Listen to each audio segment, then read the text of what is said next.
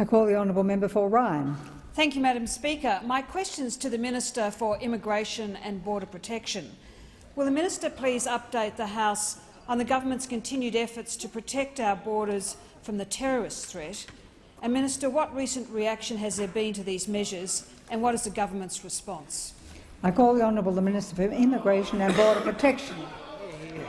Thank you. The member for Rankin. Thank you, Madam Speaker, and I thank the member for Ryan for her question, and she'll be pleased to know, as will her constituents, that in dealing with this current threat, this elevated level of threat of counter-terrorism, we are dealing with it as a government from a greater position of strength than we certainly inherited. Because when we're dealing with this issue, Madam Speaker, we are dealing with an environment where our border agencies have had $700 million of cuts reversed by this government to put greater support and resource on our borders to ensure we act from a position of strength. We're also integrating our border agencies with Immigration and Border Protection to ensure that we act from a position of strength. And this government is also not acting from the position of weakness, where our borders were surrendered, where crisis and chaos rained down on the previous government, completely overwhelming their border agencies because of the border chaos. It has been 81 days, Madam Speaker, since the last solitary venture,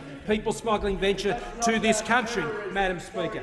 And we are coming from a position of strength, which is my point, Madam Speaker. And from a position of strength, we are giving our agencies the support and resources they need to do this job at this very important time. An additional $150 million is going into our border agencies specifically to deal with counter-terrorism activities. That $150 million is giving them the tools they need to do this job. The counter-terrorism unit, Madam Speaker, has been in operation now for some time, and those 80 officers are in place and being put in place, Madam Speaker, across the network, and already they have been involved directly in 40 offloads of passengers, and that includes groups of passengers as a result of their activities since those operations began. We're also in the process of introducing outwards advanced passenger processing, so we can be ahead of the game when it comes to ensuring that we are providing the protection necessary. The expansion of the Airline Liaison Officer network, which puts more people across a network outside of Australia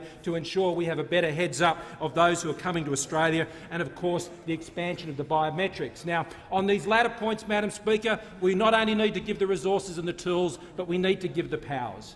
We need to give those powers, and those powers mean the ability to collect and store information that enables our law enforcement and border force agencies to do their job. They need those tools, Madam Speaker. These tools are becoming, and information are becoming, common standard issue for law enforcement and border agencies around the world, and we cannot deny our border agencies the access to those things to get the job done. The response from the travelling public and Australians, Madam Speaker, has been fantastic, and we appreciate their patience. We appreciate that they understand the seriousness of this issue, unlike those opposite who interject with trivial interjections on such a serious matter, Madam Speaker.